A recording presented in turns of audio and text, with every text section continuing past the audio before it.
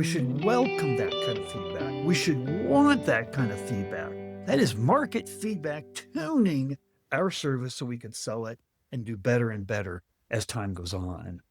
But how do you, whether it's a compensation question or whatever, but how do you keep it from being a baton pass and keeping that level of service high? My approach is to get a few people from the company involved earlier in the process. So I can say that I kind of have a few subject matter experts on the project from the company.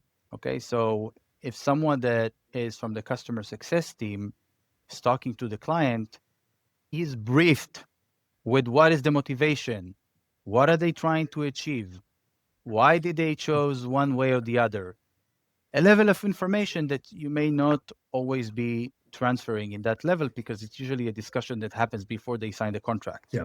So it's mostly about that. Here's what's interesting about this, right? Is, and I told the story a couple of times on this podcast, but I was talking to a chief customer officer who came on the podcast, and he was recalling a conversation that he had with his client, a chief information security officer, a CISO, right? And that CISO had just gone through a buying process for a portion of their tech stack. They'd sent out an RFP, 14 different companies had responded. Every single company said, I can check every box in your RFP. And that CISO told this chief customer officer, the only thing I really wanted to know is what's it going to be like to work with you after I hire you? Right? Yeah, Like, it's when all the fun begins. absolutely. And what you're doing is you're taking some of that experience of what it's like to work with us after you hire us, and you're bringing it into the sales process. Is that a good way to articulate it? Absolutely. Yeah.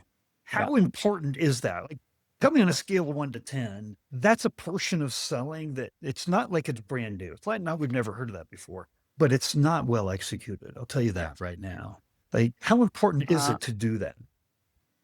I think it has to do also with the situation in the market right now, right? There are all kind of conversations about where SaaS companies are going because now everyone can build stuff on their own. And that changes a little bit about what you're selling because it may well be that product is shifting away as the main IP of the company. Again, people are starting to build their own products and companies are starting to build internally because it's relatively easy. But again, what you see in those AI initiatives is that sometimes what companies are missing is how to bring it to life in the most proper way.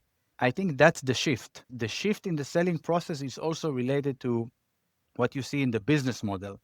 So I think what you're saying about execution, maybe it was also not that important, you know?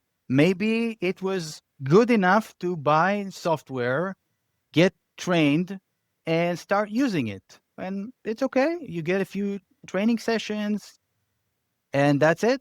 You get up and running, you work with the tool for 2 or 3 years, you're happy with it, so on.